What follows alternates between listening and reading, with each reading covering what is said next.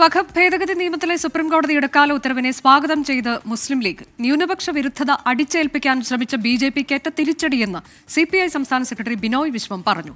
സുപ്രീംകോടതിയുടെ ഉത്തരവ് ഇന്ത്യ മുന്നണി ഉയർത്തിയ ആശങ്കകൾ ശരിവെക്കുന്നതെന്ന് AICC general secretary K C. Venugopal പറഞ്ഞു. വഖഫ് ഭേദഗതി നിയമത്തിൽ കേന്ദ്ര സർക്കാരിന് മറുപടി നൽകാൻ സുപ്രീംകോടതി 7 ദിവസത്തെ സമയം അനുവദിച്ചെങ്കിലും നിലവിലെ വഖഫ് സ്വത്തുകളിൽ തൽസ്ഥിതി തുടരണമെന്ന നിർദ്ദേശം ബിജെപിക്കേറ്റ കനത്ത തിരിച്ചടിയാണെന്നാണ് പ്രതിപക്ഷം വിലയിരുത്തുന്നത്. വഖഫ് ഭേദഗതി നിയമത്തിന് പ്രസക്തിയില്ലെന്ന് സുപ്രീംകോടതി മനസ്സിലാക്കിയെന്ന് മുസ്ലിം ലീഗ് സംസ്ഥാന അധ്യക്ഷൻ പാണക്കാട് സാദിഖ് അലി ശിഹാബ് തങ്ങൾ.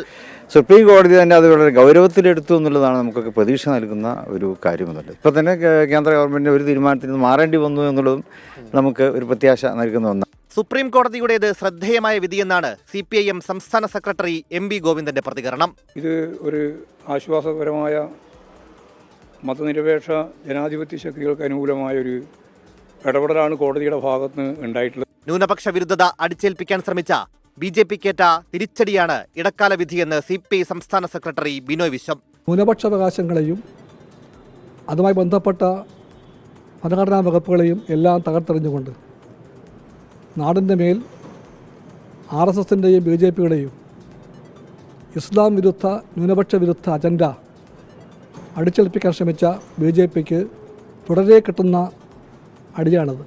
വിധിയിലൂടെ സുപ്രീം കോടതി രാജ്യത്തിന് നൽകിയത് വലിയ സന്ദേശമെന്ന് AICC general secretary K.C. Venugopal. പാർലമെന്റിനടുത്ത് പോലും സപ്രസ് ചെയ്യാൻ ചെയ്ത കാര്യങ്ങൾ ഒരു വിശാലമായ ചർച്ചയ്ക്ക് സുപ്രീം കോടതി വഴിയൊരുക്കി എന്നുള്ളതാണ് ഏറ്റവും അടിസ്ഥാനപരമായിട്ടുള്ള കാര്യം. സുപ്രീം കോടതി വിധി ഉയർത്തി മുനമ്പം വിഷയത്തിലടക്കം BJPയെ പ്രതിരോധിക്കാനാണ് UDF, LDF മുന്നണികളുടെ നീക്കം. News desk 24.